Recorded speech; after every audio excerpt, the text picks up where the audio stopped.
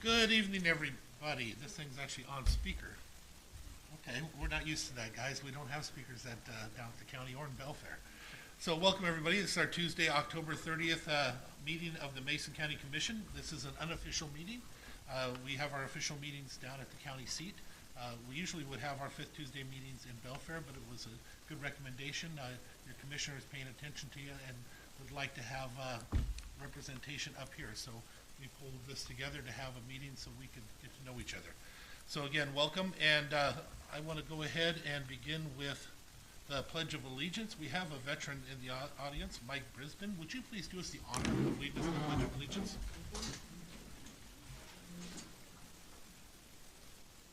I pledge allegiance to the flag of the United States of America and to the republic for which it stands, one nation, under God, indivisible, with liberty and justice for all.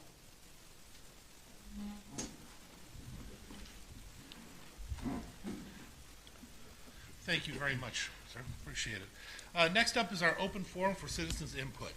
What we ask is this is your opportunity to come and speak to the commission about any issue you may have. We don't actually have a true agenda here, but if the item is on the agenda, you'll be given an opportunity to ask some questions at the end of any presentation that we give.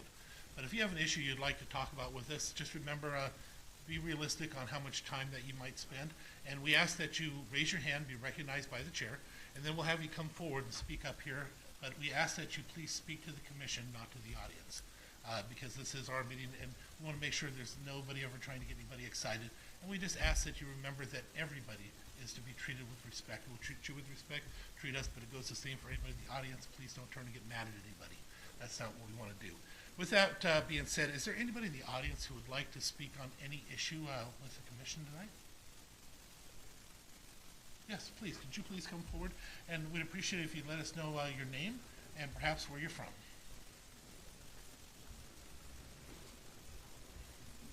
My name is Donna Simmons. I live right up the road here in Hoodsport. I'm president of the Hood Canal Environmental Council. Our group has been in existence for almost 50 years. And we have probably around 300 members who reside around Hood Canal in the watershed. HCEC has some serious concerns about a proposal to rezone Belfair property on the north end of Roy Bold Road. And the proposal is to rezone from R5 to R10 in the urban growth area. The rezone would allow the applicant, PCI LLC, to build a 100-unit apartment complex. And there are a number of good reasons, I think, why this property was designated as R5 in the sub-area plan. First thing is, the rezone parcel borders the Great Peninsula Conservancy's nature reserve on Irene Creek, a fish-bearing stream, and critical wetland and forest lands. The Great Peninsula Conservancy opposes this rezone also. Secondly, the rezone parcel is largely made up of steep slopes, likely resulting in increased stormwater runoff, with negative impacts to adjacent riparian habitat and fish-bearing streams. Number 3, intensive development of this property upstream of sensitive riparian habitat is inconsistent with the GMA's goals of preserving fish and wildlife habitat. The rezone parcel abuts the Hood Canal Coordinating Council's first mitigation property for the SR3 highway widening project. I don't need to remind you that Mason County is a member of the Coordinating Council. Other concerns have to do with the SEPA environmental checklist on this project. This checklist, I think, reveals several errors and omissions, including statements about water resources on the property and the steep slopes.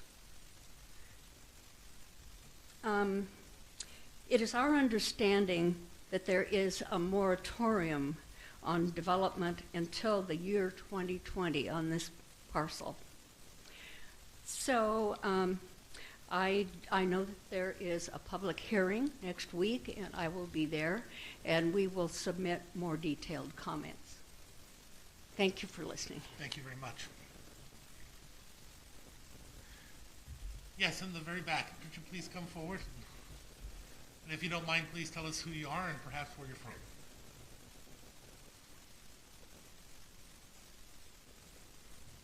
My name is Vicki World. I live about 5 miles up the hill on Lake Cushman. My question is, I was at a meeting with Kevin several months ago at the library, and we talked a little bit about my neighbor Mark Hall, who has a project he's kind of had in the works for 8, 9 years. Is there anything about this that's going to take place, or is it not going to take place, or? This is usually a time for you to just talk out, but I don't mind. Would you like to take some of that? Sure. Good to see you, Vicki.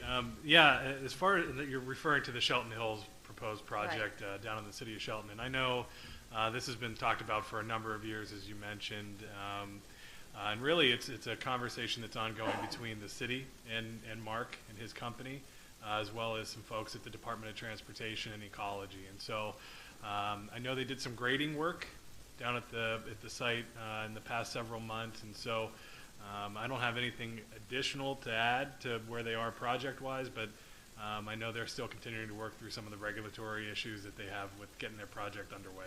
Okay, thank you. Thank you. Is there anybody else who would like, please?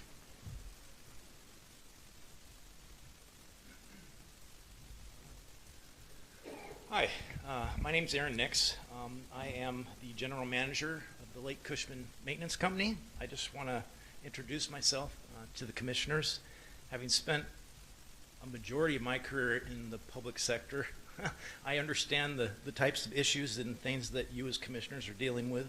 I've been a public works director, I've been a community development director. I've actually been a city administrator too. So what I want to do was just kind of introduce myself, let you know in my new position around the Lake Cushman area, we have about 3,000 lots that are, some are developed, some are not developed. Again, having been in local government and the issues that we deal with, at least at the maintenance company, we in essence are a small city, candidly. We deal with covenant issues. We have our own water system. This past summer has been a real snarl with regard to traffic, with the recent closure of the park up above where folks used to camp. That's really put a lot of stress on our facilities. We've had to kind of beef up our security budget as well as other things. So having had that experience myself personally, at least in the local government sector, and kind of the community development issues that we are facing continuously as we expand, I think there's a real opportunity for us to partner with you guys. I know you're always, as being part of government, there's always not enough money and people to help with those types of things. But we are experiencing growing pains. We have a pretty nice golf course, and under current zoning and ways in which we move forward with our covenants, it's pretty much limited what people can build around there. That's really causing some conflict. So I'd like to, at some point, have a discussion about that, maybe with your community development group, to see if there's some sort of area-wide plan or something we can do, maybe even putting new requirements as far as the zoning that you have up here in that. I think the biggest complaint we've gotten is with regard to RV ports, where people build these significant structures and park their play toys in it, especially around a golf course, that folks feel that their properties and homes that they've built have immense value. They feel that takes away from that. So maybe an ongoing discussion in the future. The other big issue, obviously, with the recent Maple Fire is the fuel load that we have around the lake itself. And Being somewhat new into this position, starting in March, there is a lot of stuff, obviously, that folks want to accomplish and do. It takes money, but I think we have some neat partnerships with DNR and other folks that I think if we can get better organized, we're going to be just fine. So look to partner with Mason County, and thank you for letting me speak. Thank you very much. Thank you. Is there anybody else who would like to speak on any issue with the county commission? Yes, please. Hello, my name is Colleen Morrison, and I live up at off Kokanee Ridge Court. And back in August, there was the issue of the motor requirements on Lake Kokanee. And I just wanted to let you guys know that there has not been any sign changes there, which apparently was talked about in the meeting, was putting signs by the boat launches and stuff. But there's nothing been done on that yet, so just wanted you to know that. Signs saying that there's a restriction on the lake to this Yes. horsepower has not shown up? 'Cause I know that it was billed, so I'll double check on that. Okay. Thank you. Yeah. I'm wondering if it hasn't been put up and taken again. Because remember, we had that happen with our first, but we will double check that for you. Is there anybody else who would like to speak on any issue with the commission before we move on with our program? One more time, anybody? Hearing none, I would like to welcome our Washington State Department of Transportation traffic safety study, Dennis Engel. He'll be talking with us all. If you don't mind, I'm going to adjust the podium so that you can speak with everybody, not just the commission.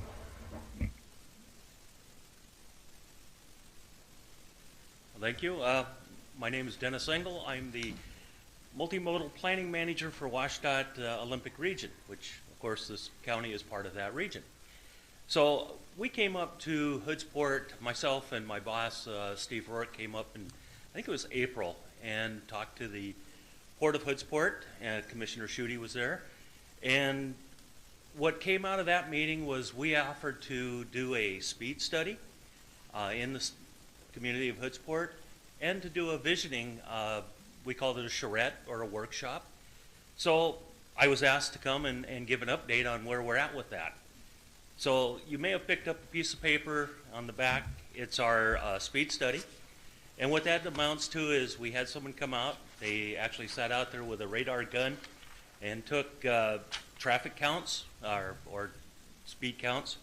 And if you look at it, the most important thing of all is where it says results. And I guess I should say that this is not the same thing on both sides. One is increasing direction, one is decreasing direction. So it was taken both directions out there on the highway. And it was right across from the grocery store is where they did the work. And the most important part, though, is the results. We base our speeds off of the 85th percentile. So if you say we want the speed limit lowered, we come out, we do a speed study, and we say, okay, 85 people out of 100 are driving this speed. And that's how we justify raising or lowering speeds. And it happens to be, right now, you have a 30-mile-an-hour speed limit, and the 85th percentile is 32.6 one direction and 32.9 the other direction, which is pretty darn good. People are actually going by the speed limits, which is always a good thing. So the other part of what we're going to do is we're going to have this workshop.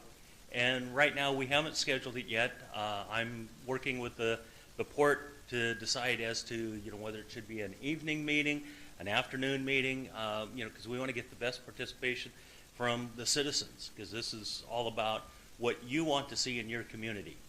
A lot of communities now are looking at one thing they always like is to lower the speed limit. Well, 30 miles an hour is a pretty good speed limit on a highway in a community like this. But to lower the speed limit, one of the things you always need to do is you have to create the impression of you need to slow down for the driver. And that's usually by doing sidewalks, curb and gutter, bicycle lanes, all kinds of different improvements you can do for something like that. So what we've offered to do is come out and do a workshop and see what is the vision of the community. What do you really want to see out there?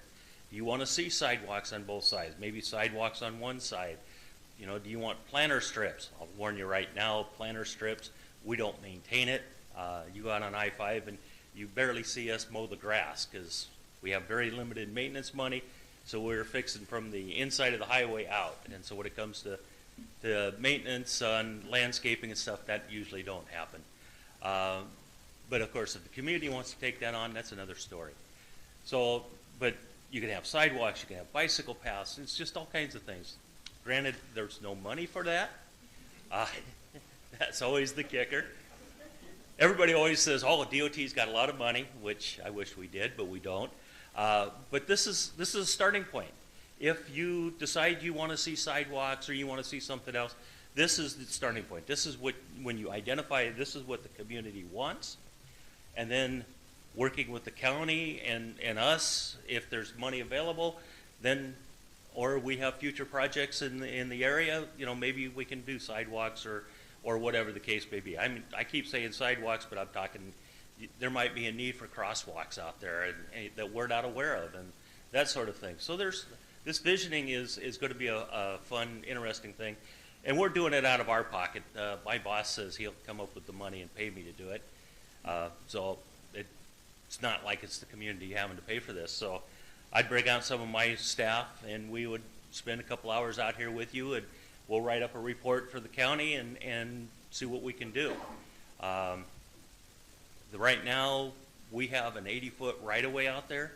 You know, the most lanes are 12-foot wide, so you figure 2 12-foot lanes out there. 24 feet is required for the lanes, but that leaves you some room to play. But of course, the offset of that is you start talking 80 feet out there, and you start putting in, you know, 5-foot sidewalks, a foot for curb and gutter, and all these type things. You eat that 80 feet up right away, and now all of a sudden you don't have parking in front of businesses because they're actually parking on our right of way.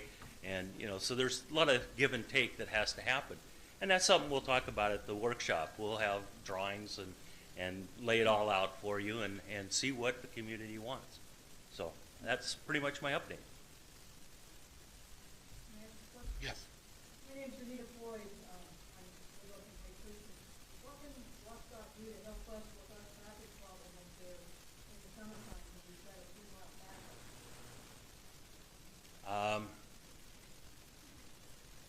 Not really sure. I'm sure there's things we could do. It all comes down to the funding and priorities, you know, statewide, region-wide. But right off the top of my head, I'm not sure what the issue would be other than, you know, too many cars or whatever. Yes.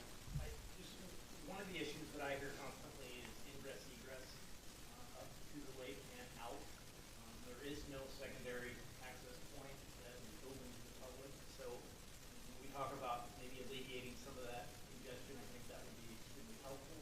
And I would say, representing most of the homeowners out there, that they would be very receptive in partnering on something like that. Because it's important, especially when we're dealing with fire and all this other stuff. It would be nice to have a secondary access to get people out. So I would just offer that to you.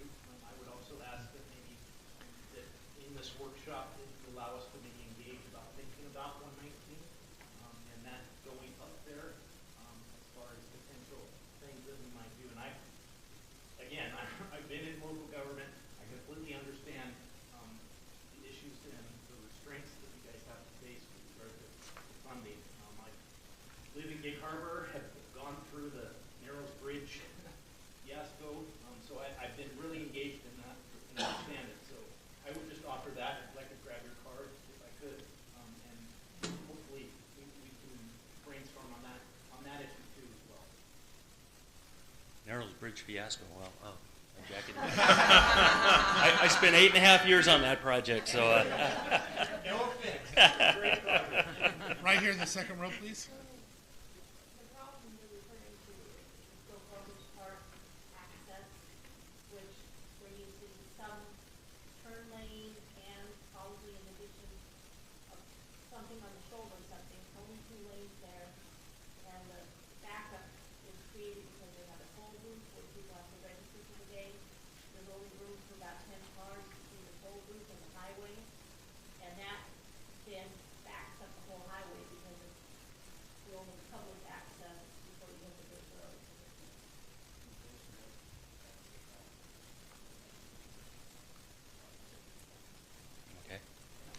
good to know.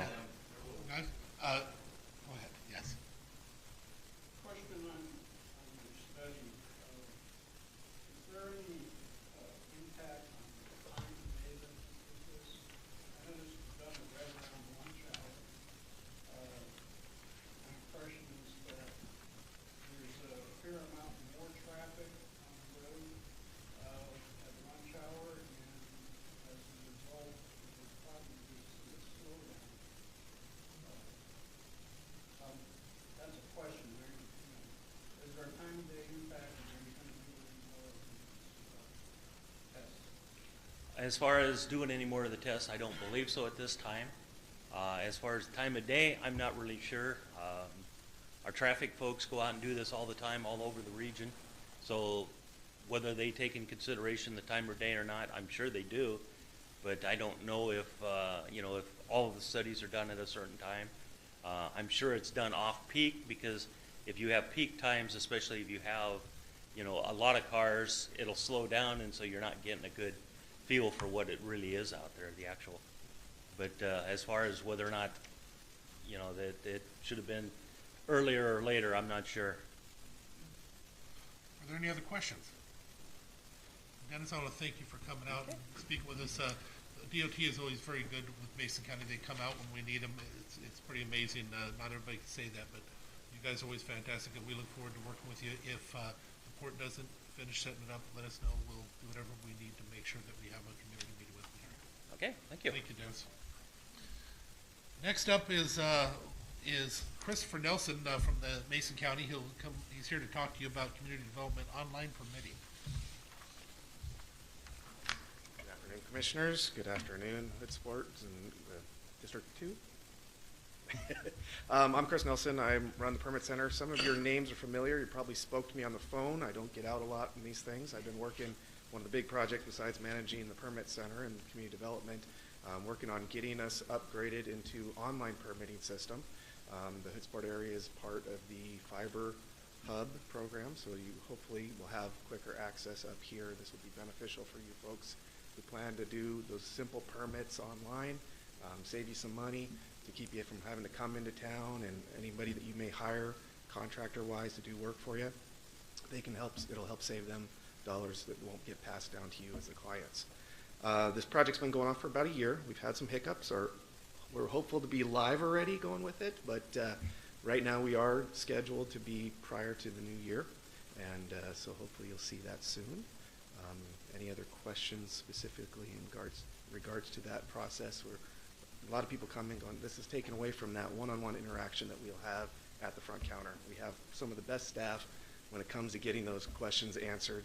We'll still be there, so please come in and see the gals in the front, or any of the folks you want to give us a call, and contact myself. Chris, we have a commissioner. Chris, maybe if you could talk a little bit about how you'll be able to report code violations through this portal as well. Yes, so right now a lot of the ways we do things is, again, by phone or by face-to-face interactions when you come into the office. The current process, you may be able to get online if you can find it on our website. You may send an email, a general inquiry, and then it's typically a follow-up with that. The new software system that we have going on is going to actually have a portal system that where you can, as a concerned citizen or an interested citizen, maybe your neighbor is developing next door and you want to know what's going on there, you can inquire basically through an address search, a name search, a parcel number search. That's a lot more user-friendly than it has been in the past, where you're trying to narrow down, this is an undeveloped lot, now all of a sudden something's going on, there's no address associated with this. You can actually use a map viewer in this new portal system that allows you to zoom in and find your house, click on the next door neighbor's house, and see what's going on there. So there's a lot of tools that aren't currently in our system now that will be user-friendly from you as a citizen in order to find and locate what's going on in your neighborhood. And if you are a concerned citizen, has an issue and you want to address what you may perceive as a code violation, there'll be part of that portal where you can actually enter that info in, see the status of what's going on, whether or not it's been accepted and confirmed as a violation, what process of that violation is being moved forward, and the likes for that. So it's more in real time, where it works benefit for our program. The inspectors that go out in the field and do confirm general development inspections can actually, if they have Wi-Fi or have internet access, they can do it on a tablet, smartphone device, and it can be done in real time. So if a contractor is outside on another job, they can make sure to get that, save time and money again for the next project to move forward and get the next group coming out to work on the next process of their project. Then, yes, please. How is that system going, at what point does that trigger an on-site inspection if you do it online? Two parts of it could do that. Now, typically, the interface of this new system, rather than us having to call or having the developer or individual folks that have a permit, they're not having to go and see if it's signed. They're not having to, so if you perhaps have a residential or secondary home out here in the area, you can see online the progress of that, whether you're a neighbor or the applicant or the contractor. So there's also another piece where they can make themselves a primary contact via email. So anytime something changes in the status of a permit, that'll be a notification automatically sent to your email or smartphone or whatever, how you decide to set that up. So it'll be a lot quicker. Yes. A quick question with regard to specific permits. Is this applicable to like building permits, kind of the bigger, higher profile stuff and not just over the corner stuff? So there's two answers to that. So this is a complete overhaul for our current software system. It's an upgrade. Yes, it will be for all of our permits through the Department of Community Development. Everything from fire, building, planning will be done on this system. Those that are currently over the counter, re-roof, something very basic, maybe like for like windows, the process in which you can apply for it, submit it, pay for it online, and print it from home is in the works and lined up for this new system, where we currently don't have that right now. Yep. Any other questions? Yes. Right there.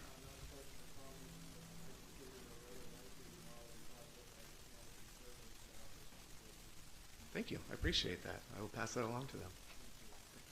If you happen to remember a name and write it down, we give them a green star if you let us know. Yeah. This is Mason County. We don't have a lot of that. Any other questions for him? I just want to give a little note on that. Maricopa County just went through the same processes that we did. They had an increase or decrease in their time between 30 to 70% on how long it took to get a permit, depending on the type of permit, and their counter time dropped by 95%, which frees up more people to go out and do the jobs.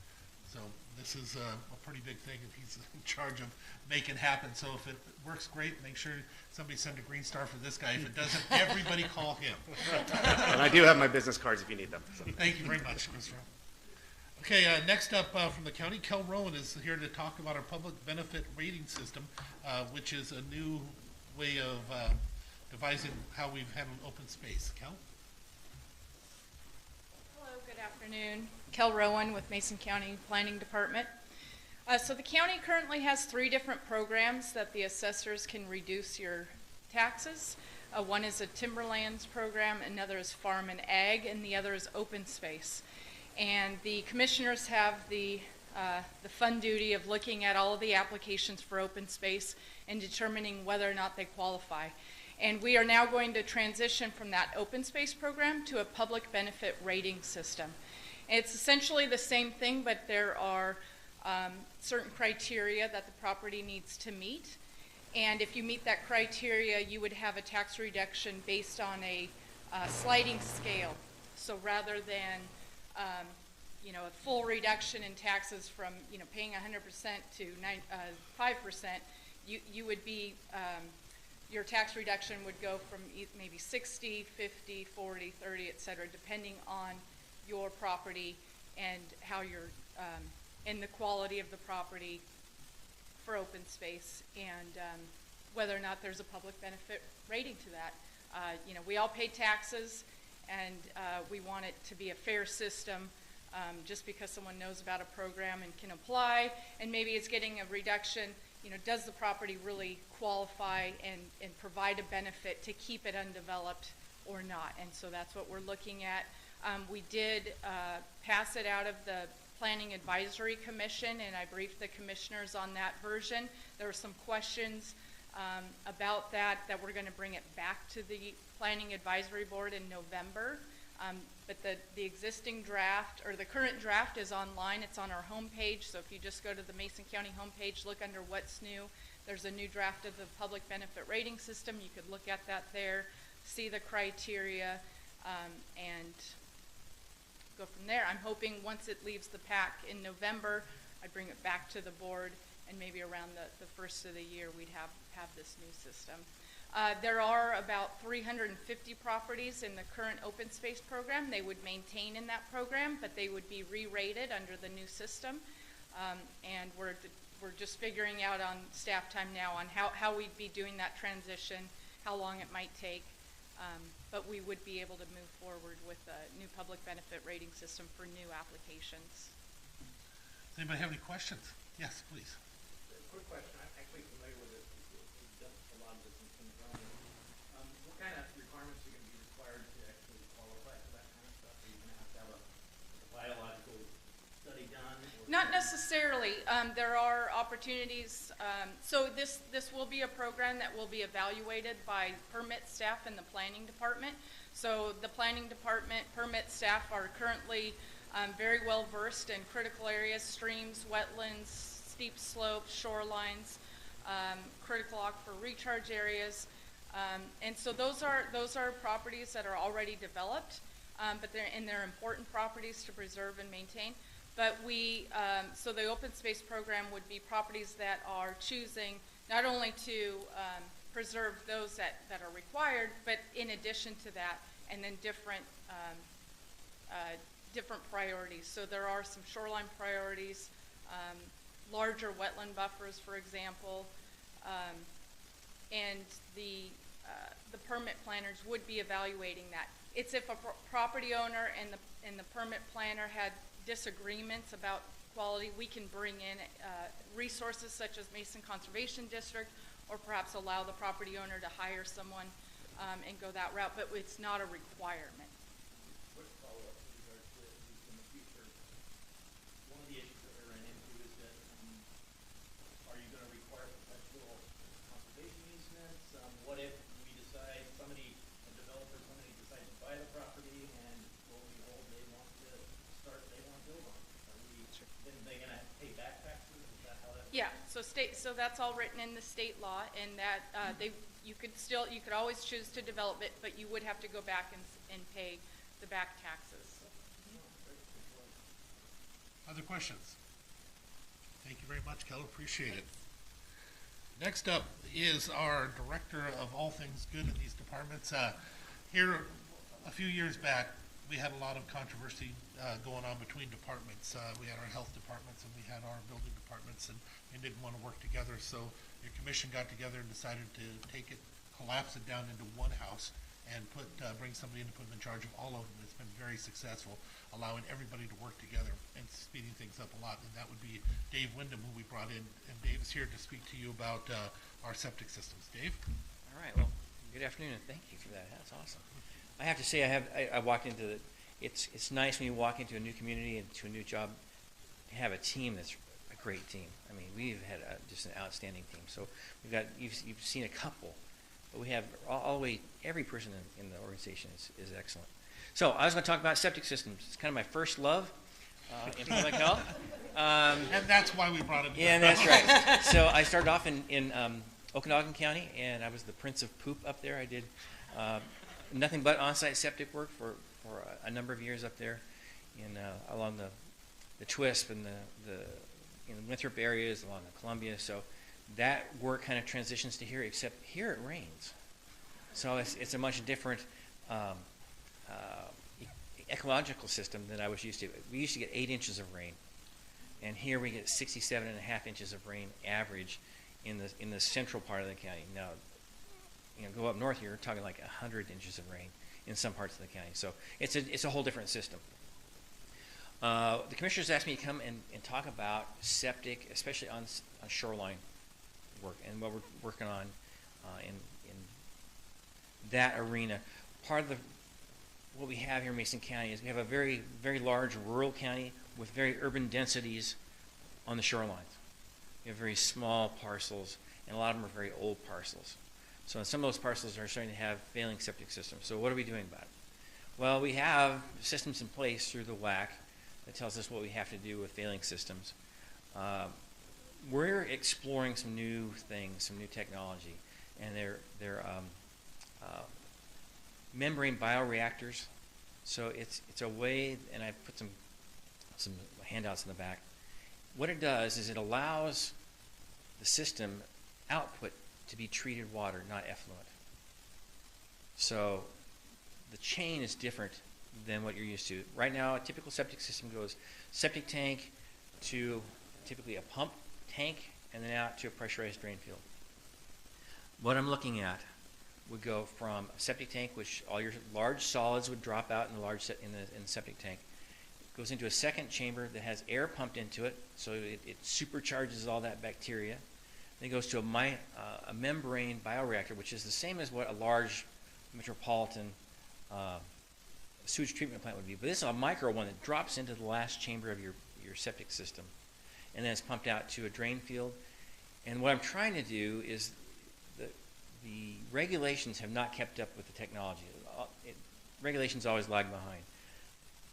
I think this technology has the ability to help us out, especially on a shoreline, especially with areas where we have degraded water quality. So instead of putting effluent into the ground, we're putting treated water into the ground. Some of these systems will filter down to virus level. That's a real significant thing. So they do require more maintenance because the bioreactor will create sludge which drops to the bottom of that chamber, which has to be dealt with. But it's very similar to pumping your septic system. So the same sort of a process will have to happen. But it allows us, I think, if we work on this, and I've already started the discussions with Department of Health, we ought to be able to decrease setbacks, decrease footprints, and possibly even reuse failing drain fields if there's no biomat that's associated with the bottom of the drain field. So a lot of these drain fields, what happens is over time, you get this layer of slime, a biomat built across the bottom of that drain field, and the drain field can no longer accept water. And I'm going to give you an example. When I came here and I'm buying my house and I waited 6 months to scope the county out, and I found the dream house, and I went out there and I said I want to be there when they pump the septic system. And they pumped the septic system, and they pumped the chamber of the gravity system. It ran backwards from the drain field into the tank for 20 minutes. So the drain field was completely failed. It was no longer accepting water. It was just storing it out there.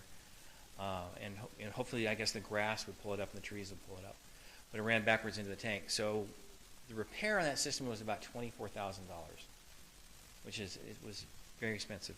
These bioreactors, we can get the cost down on those to about $7,000. And if we're able to reuse some of the existing systems, it'd be a great fix for small properties. Cool things about these is you can gang them together in groups. So a single bioreactor will process around a gallon a minute, or typically 500 gallons a day.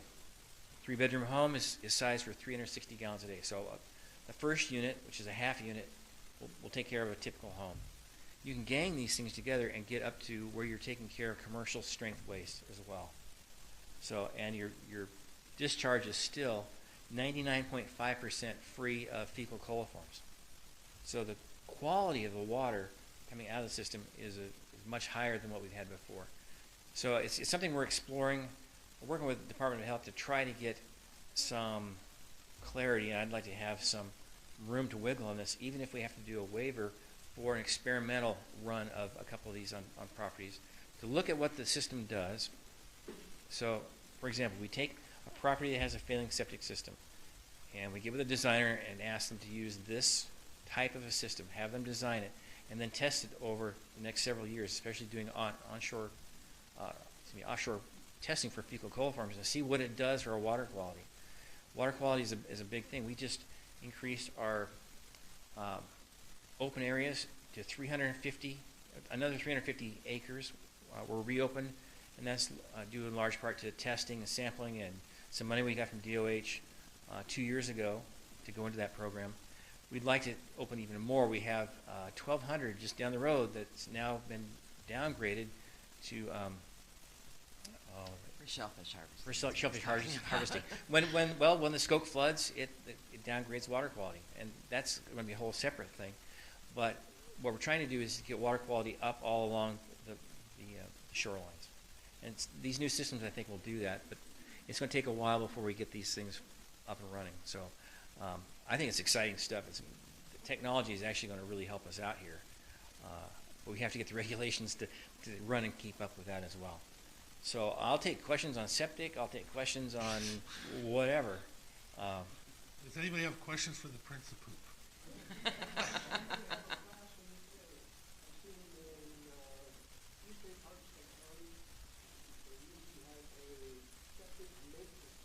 Right. Right. So we do septic maintenance classes. We do pumper classes. We do soils classes for my folks. You'd like to have one up here. Oh, you'd like to have one up here? Oh, yeah. I think we can make that happen, Alex. Yeah.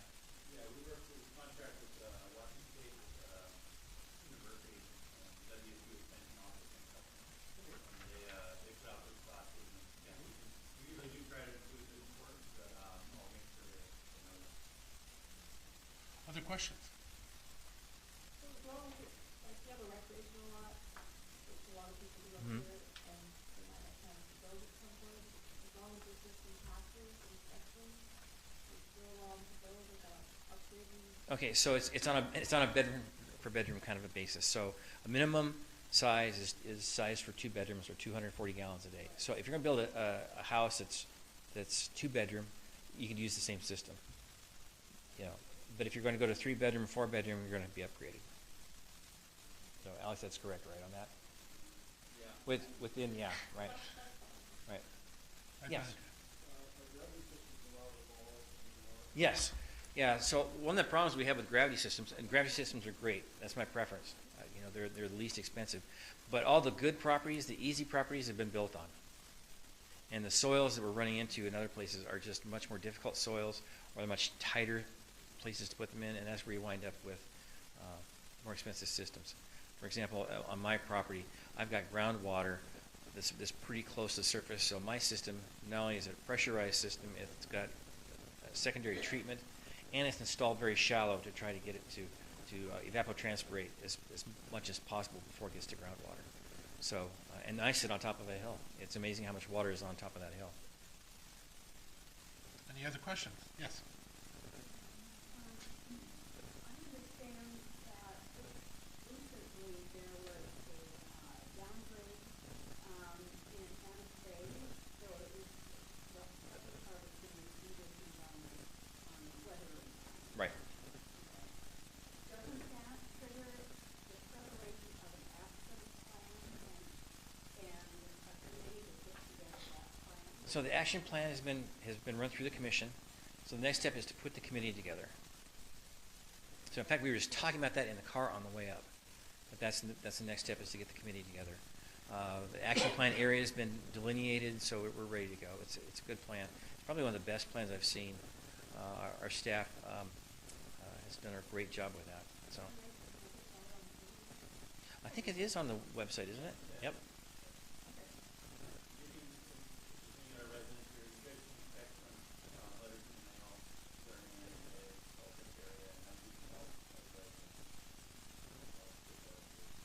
Any other questions? Thank you very much. I Thanks. appreciate it. Commissioners, with your indulgence, I see something here that's missing. We have 2 members of our Public Works here.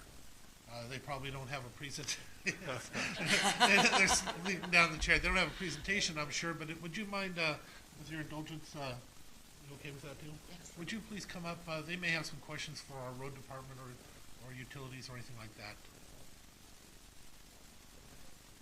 You know of any projects that are coming out in this area? I can't say that I do. You did? Now, you're doing some work down in the Skoke area, which is all part of this. We will same be district. in the Skoke real extensively, probably within a couple of years.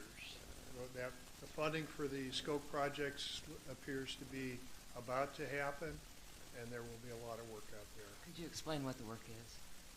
They're going to redo the dikes. They're going to be building setback dikes, setback levees and stuff. There are more consistent with the current standards. They'll provide a little better flood protection out there and less of an impact. Does anybody have any questions for staff in regards to local roads, not counting the highways?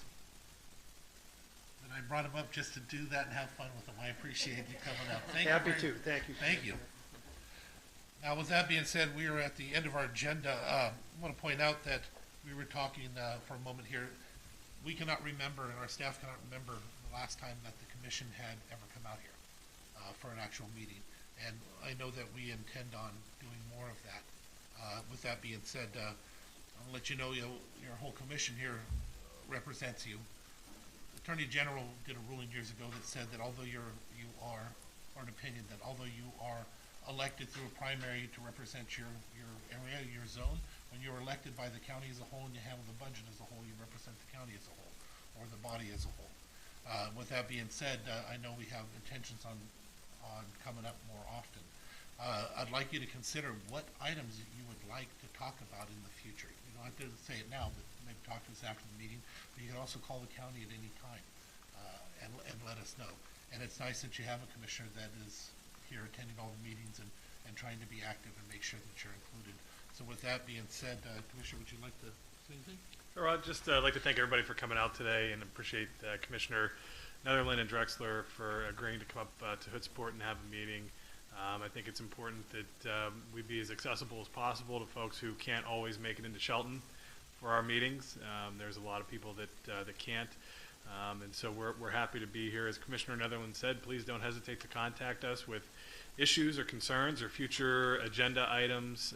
And I'd also like to thank staff for taking time out of their day to come up here as well. Our clerk of the board, Melissa's here, and we had Alex, Christopher, Dave, Jerry, and Kel from the staff come out here, and so appreciate their time on that as well. And I know that they'll maybe be able to hang around for a few minutes after the meeting and answer any additional questions that you might have. There's a lot going on this agenda. I think there's a lot of that we do appreciate the input on.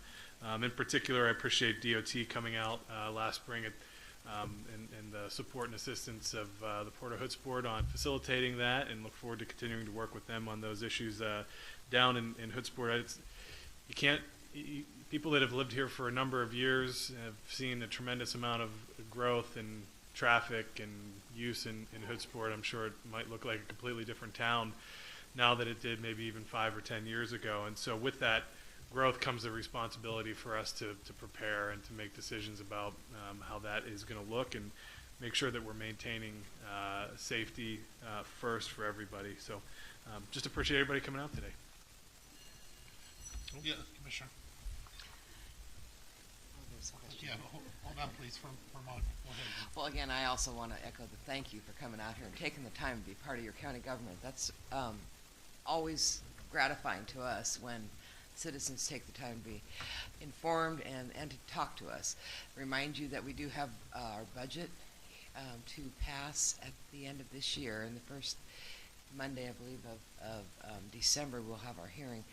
Up to that point, please let us know what your priorities are for county government and the budget. We'd sure like to hear from the citizens on that. We frequently don't get a lot of input from the public.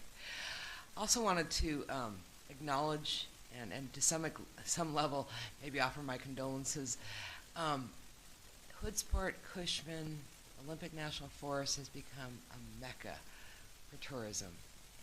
And the more we see the growth happen in the Puget Sound area, the more attractive we are for people to get away from it. That does have an impact on the citizens that live here and call this home. I think that just being acknowledging that this is going to happen, and we do as a county invite them here using what we call lodging tax dollars. I think that if you get creative and think about how can we lessen the impact on you, or how can we still invite these visitors who are very important to our economy? How can we invite them but make it easier on you folks? We haven't really had that good conversation about that with the citizens here in the county as we've invited all these Seattleites over here. So I think that could potentially be a topic of discussion among your commission. This is my last couple months as your commissioner, and so as you go forward, think about maybe bringing that discussion up. You've got the Chamber of Commerce, who's very important here. We're doing the visitor information. We spend probably $200,000 a year trying to market the area. How do we do that and keep your way of life as much as we can the same it is? And because this is a special meeting, it's very important that we adhere to the agenda. That's what we have to do for special meetings. And I do recognize there's a question, but we will be available as soon as we adjourn here for any questions and be able to help you however we can. With that being said, we are at the end of our agenda, so without any objection, we are adjourned. Thank you. Thank you.